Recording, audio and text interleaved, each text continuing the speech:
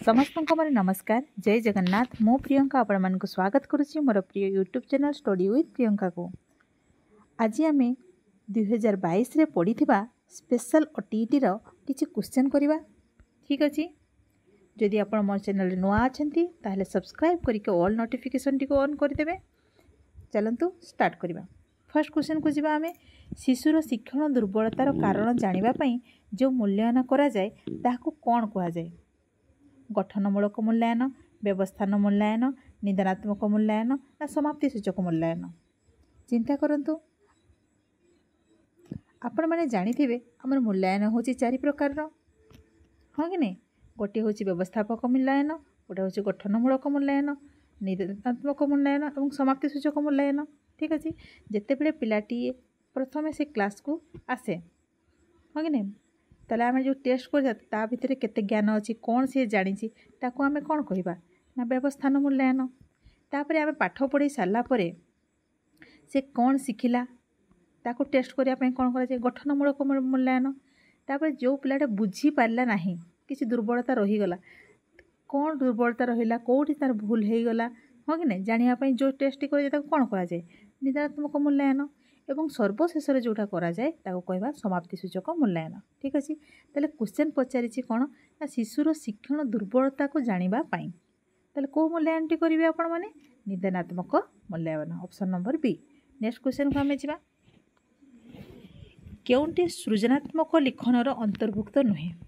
देखंतु क्रिएटिविटी लिखन माने राइटिंग रो एरा कोटा नुहे कहिछि।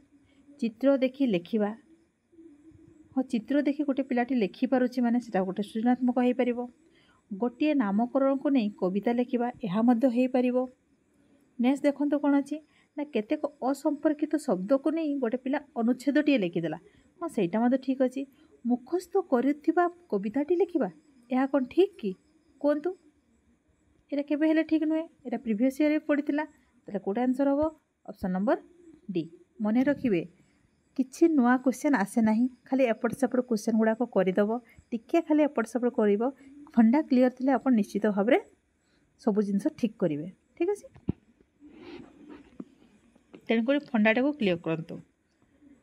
केउटी बन्याशुद्धि निराकरण उपाय नुहे बोली कहिछि। श्रुत लिखन, अभिधान व्यवहार, बनान खेल ना उच्च पठन। कहले आपण कौन कले बन्याशुद्धि हो पारिबो नाही बोली कहिछि। बन्या शुद्धि होगापी आम कौन कौन एक्टिविटी नहीं पारिबा। आमे श्रुत लिखन डाकी पारिबा पिला मानकु डेली डेली डाकिले सी स्पेलिंग ठीक करिवो। बनान खेल खेलिले हो पारिबो। अभिधान व्यवहार कले मध्य हो पारिबो। किंतु देखंतु कहिछि उच्च पठन जोर जोर से पढ़ीदेले कौन बन्या शुद्धि हो जिवो कि केबे हेबो नाही। ताले कोडा आंसर हबो option number A. Next question को आमे जिबा। केउटी गद्य शिक्षादान शिक्षणर उद्देश्य अटे बोली कहि चारिछि। गद्य शिक्षादान देखंतु 4टा नथिबो गोटे ही थिबो। ए व्याकरण ज्ञानर अभिवृद्धि साधन, नूतन विषय ज्ञान अर्जन ना व्यापक पठन पर आग्रह सृष्टि ना उपयुक्त समस्त। भल भाव में देखंतु एगुड़ा गद्य पठन सब गुड़ा रही था कि नहीं। नूतन विषय ज्ञान आहरण होता है, व्याकरण ज्ञानर मध्य अभिवृद्धि घटी थाए, व्यापक पठन मध्य आग्रह सृष्टि होता है। ताले कोड़ा सब गुड़ा हो option number D. Next question को आमे जिबा। शिक्षार्थी माने अतिरिक्त साहित्य कहीं पढ़े कहले एक्स्ट्रा बही कहीं पढ़े से माने जो नॉन डिटेल बही गुड़ाक साहित्यर सौंदर्य अनुभव करने ना कल्पना शक्तिर अभिवृद्धि ना द्रुत पठन द्वारा अर्थबोधर अभ्यस्त होगापी ना उपयुक्त समस्त कारण कहले आमे कौन पाई पढ़ी था अतिरिक्त साहित्य ना एंजॉयमेंट पाई आमर खुशी पाई सौंदर्य प्राप्ति पाई, हाँ कि नहीं आम जाचे। किंतु देखंतु ये जो ये गुड़ा रहा ऑप्शन गुड़ाक सौंदर्य प्राप्ति होता है आपको लगुव ऑप्शन नंबर ए हे। किंतु एगुड़ा भी तो किसी भूल नुहे। कल्पना शक्तिर वृद्धि होता है, द्रुत पठन द्वारा अर्थबोधर अभ्यस्त होता है। कौन अच्छी सब गुड़ा अच्छी माने सब गुड़ा हम। Okay option number D. Next question को जीवा। लिपि लिखन पाई क्यों पद्धति अनुसरण करा जाए। गोटे लिखिबा कौनटा अनुसरण करेंगे। रैखिक पद्धति सीधा सीधा लिखिबे ना शब्द लिखन पद्धति शब्द गुड़ाक ठीक भाव में लिखिबे ना हस्ताक्षर लिखन पद्धति को पद्धति व्यवहार द्वारा आपणकर लिपि लिखन हो पारिबो कहतु कोड़ा हम भाई चिंतिक कहतु सब गुड़ा हम, हाँ कि नहीं सब गुड़ा तो दरकार ना। कौटा हम option number D.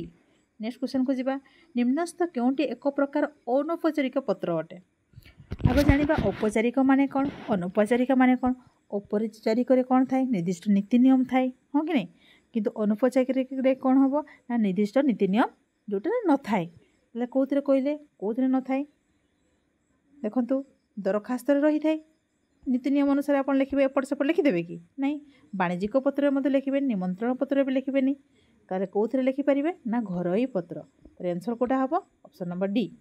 Next question को जीवा वर्षा ऋतु विषय रचना लिखिबार केउंटी एक मुख्य उद्देश्य अटे कहले कौटा मुख्य उद्देश्य हो पारे वर्षा ऋतु संपर्क में वाक्य लिखिपारे वर्षा ऋतु संपर्क में चित्र अंकन करें चित्र देखि वर्षा ऋतुर वर्णना करें उपयुक्त समस्त सबुगुड़ा अच्छी ना सबुगुड़ा अच्छी कि नहीं वर्षा ऋतु एगुड़ा लिखिपारे कि नहीं ताले कौटा हम ऑप्शन नंबर डी।